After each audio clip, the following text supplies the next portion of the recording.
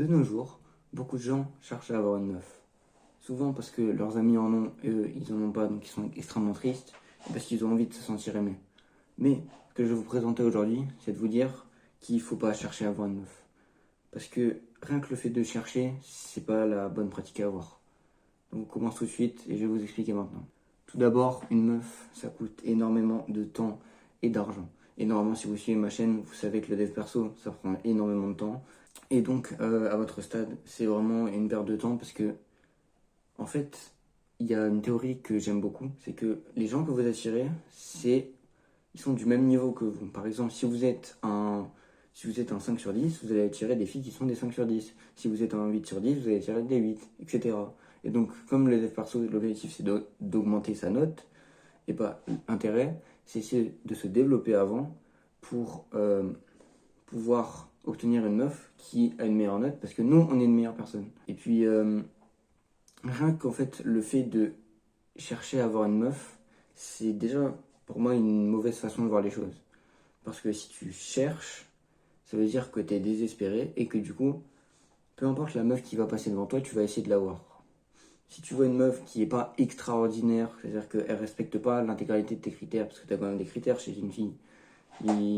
Si par exemple tu veux qu'elle soit pas trop grosse, bon on commence par ça, je sais, on va me traiter de grossophobe, mais bon je m'en fous.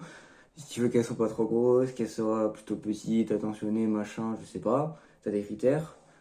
Si tu cherches, et ben en fait tu devras baisser tes critères parce que tu trouveras pas la fille parfaite en cherchant autour de toi. Elle va venir à un moment, mais ça va mettre du temps.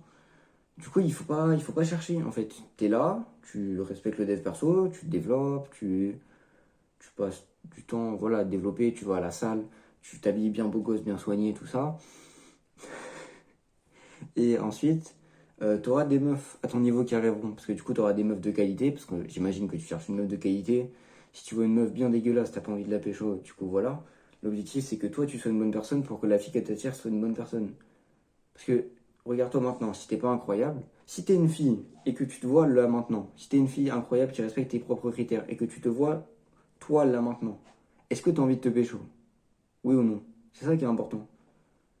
Parce qu'en fait, si en tant que meuf, tu t'aurais pas envie de sortir avec toi, et bah forcément, bah personne ne voudra sortir avec toi, c'est le principe. C'est logique. Du coup, bah voilà, développez-vous en fait. C'est, t'as fait bien à la salle, euh, méditez, soyez bien soignés, et puis voilà.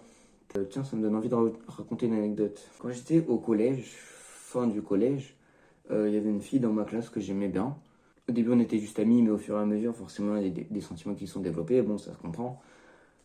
Le seul truc, c'est qu'au collège, j'étais une grosse merde. Voilà, faut dire les termes. J'étais, bon, on va dire, 3-4 sur 10.